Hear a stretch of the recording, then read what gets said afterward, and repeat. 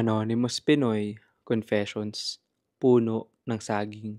Hello, I'm 13 years old, male. Nangyari ito noong 8 years old pa lamang ako. Nagbakasyon kami ng pamilya ko sa probinsya kung saan nakatira yung lolo at lola ko. Sa bahay nila lolo kami, nagstay. Bisaya si lolo at lola, kaya naman kapag nag-uusap sila, hindi ko maintindihan. One time, habang nagbabakasyon ako sa kanila, nagpasya akong maglibot-libot sa lugar nila dahil naboboard ako kasi wala akong kalaro. Habang nag-iikot ako, may nadaanan akong mga puno ng saging na malapit sa bahay nila lolo.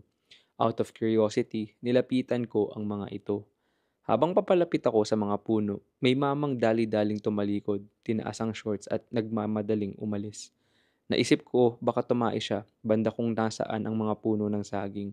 Nakakapagtaka lang, wala namang amoy tae paglapit ko. Nilapitan ko yung puno kung saan banda ko nakita yung mama.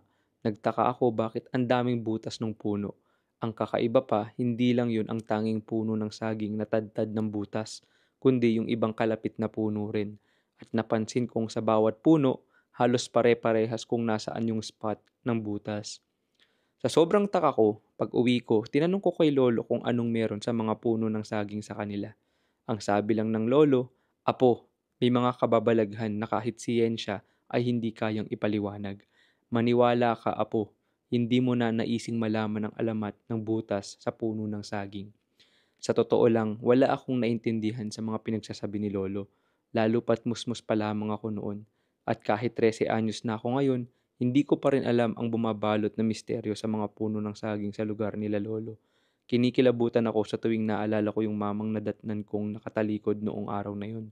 Naisip ko baka maligno yun.